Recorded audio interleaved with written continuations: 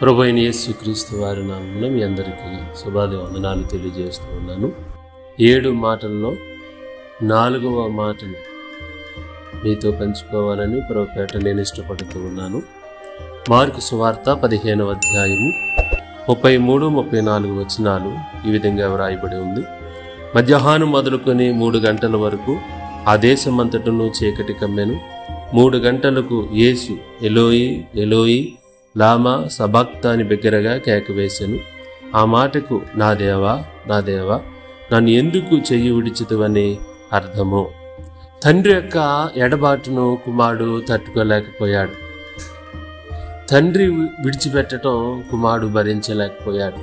ఎందుకు తండ్రి కుమారునికి చెయ్యి విడిచిపెట్టాడంటే సర్వమానవుల యొక్క పాపములకు ప్రాయశ్చిత్తము కలగాలి గనుక కుమారుడు సర్వమానవాల కొరకు ఆయన సిలువేయబడాలని కుమారుడికి చెయ్యిని తండ్రి విడిచిపెట్టాడు. కానీ కుమారుడు తండ్రి యొక్క ఎడబాటును తట్టుకోలేకపోయాడు. కారణము తండ్రి కుమారునికున్న బంధము ఎంత గొప్పదో మనం ఇక్కడ గమనించవలసిన వారమై ఉన్నాం. ఎందుకంటే యోహాను సువార్త 8వ అధ్యాయంలో 29వ వచనములో ప్రభు అంటారు, నన్ను పంపినవాడు నాకు తోడై ఉన్నాడు, నన్ను ఒంటరిగా విడిచిపెట్టలేదు అంటాడు ప్రభు. కానీ ఈ సమయమందు ఆ తండ్రి కుమారుని చెయ్యి విడిచిపెట్టాడు. ఎందుకంటే సర్వ మానవుల యొక్క పాపములు, అతిక్రమాలు, దోషములన్నీ ఎప్పుడైతే ఆయన మీద మోపబడి ఉన్నవో ఆయన ఒక పాపపు ముద్దగా మారిపోయాడు. సొగసైనను స్వరూపమైనను లేనివాడిగా ఆయన రూపము తండ్రికి కనబడుతుంది. యెషయా గ్రంథములో వ్రాయబడినట్లుగా రక్షింపనేరకున్నట్లు యెహోవా హస్తము ఖర్చు కాలేదు, విననేరకున్నట్లు ఆయన చెవులు మందము కాదు. ఈ పాపములు మీ దోషములు దేవునికి అడ్డుగా వచ్చాయి. సర్వ మానవుల యొక్క పాపములన్నీ ఎప్పుడైతే ఆయన మీద మోపబడి ఉన్నవో ఆయన సొగసైనను స్వరూపమైన లేనివాడిగా ఒక పాపపు ముద్దగా మారిపోయాడు. తండ్రి కుమారుని స్వరూపమును చూడలేక సర్వమానవుల యొక్క పాపములు ఎప్పుడైతే ఆ కుమారుని మీద మోపబడి ఉన్నవో తండ్రి కుమారుని చెయ్యిని విడిచిపెట్టాడు. తండ్రి ఎందుకు కుమారునికి చెయ్యి విడిచిపెట్టాడంటే మీ చెయ్యి నా చెయ్యి ఆయన పట్టుకోవటానికి తన ప్రియ కుమారునికి చెయ్యిను విడిచిపెట్టవలసి వచ్చింది. అంటే తండ్రి ప్రేమ ఎంత గొప్పదో ఈ సమయం ముందు మనం గమనించవలసిన వారమై ఉన్నాం. తండ్రి కుమారుని చెయ్యి విడిచిపెట్టడానికి కారణము పాపం ఎంత ఘోరమైనదో, ఎంత భయంకరమైనదో. దేవుని యొక్క ముఖమును మరుగు చేస్తుంది పాపం.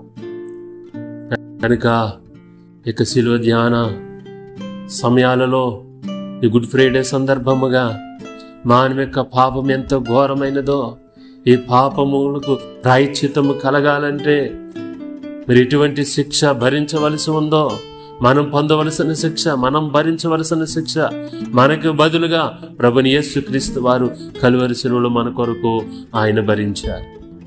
ఆయన 3 రకములైన శ్రమలు భరించారు. ఒకటి శారీరక సంబంధమైన శ్రమ, రెండవది మానసిక వేదన, మూడవది ఆత్మ వేదన. ఆ రోమ సైన్యం భయంకరమైన ఆ కొరడాలతో కొడుతూ గాయపరుస్తూ హింసిస్తుంటే శారీరకమైన మోయలేని భారమైన సిలువను మోస్తూ ఎక్కలేని ఆ యొక్క గొలుగత కొండను ఎక్కుతూ ఉంటే ఆ మానసికమైన శారీరక సంబంధమైన శ్రమను, రెండవదిగా మానసికమైన వేదన, ఆ సైన్యము నోటికి వచ్చినట్లుగా దుర్భాషలు పలుకుతూ దూషిస్తూ హేళన చేస్తూ ఉంటే అప్పటి వరకు ఆయనతో ఉన్న శిష్యులు గాని, అయ్యా నేను సిలువ వేయవలసి వస్తే నీకు బదులుగా మేము సిలువ వేయించుకుంటామన్నవారు కానీ ఒక్కరు కూడా లేకుండా అందరూ పారిపోయేసరికి ఒంటరివాడైపోయాడు ప్రభు. మానసికమైన వేదన, మూడవది ఆత్మ వేదన. అనగా తండ్రి తన చేయిని విడిచిపెట్టడం తట్టుకోలేని పరిస్థితి, భరించలేని పరిస్థితి. ఎందుకంటే నా తండ్రి నాతో ఉన్నాడు, నాకు తోడై ఉన్నాడు, ఆయన నన్ను విడిచిపెట్టలేదు.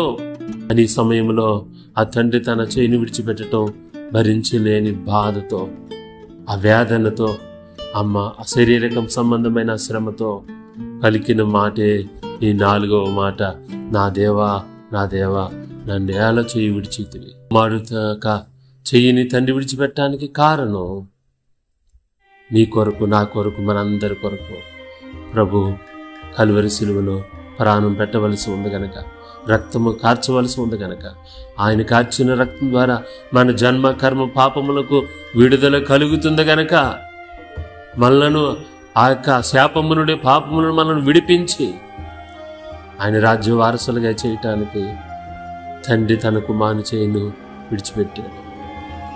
నీ చేయిని నా చేయిని పట్టుకోవటానికి తండ్రి తన ప్రియ కుమారుని యొక్క చేయిని విడిచిపెట్టాడు. దానికి సమయమందు మన పాపం ఎంత ఘోరమైనదో, ఎంత భయంకరమైనదో మనం గమనించవలసిన వారమై, మన పాపములు మన దోషములో ఆయన సన్నిధులు ఒప్పుకుని, నేను పాపిని ప్రభు నన్ను క్షమించని దేవుని సన్నిధానంలో ప్రార్థించగలిగితే ఆయన మన పాపములను క్షమించి మనను ఆయన రక్తము చేత మన నీతిమంతులుగా తీర్చి ఆయన బిడ్డలుగా స్వీకరించడానికి ఆయన సిద్ధముగా ఉన్నాడు. అటువంటి కృపా దేవుడు అందరికీ అనుగ్రహించునుగాక. ఆమేన్.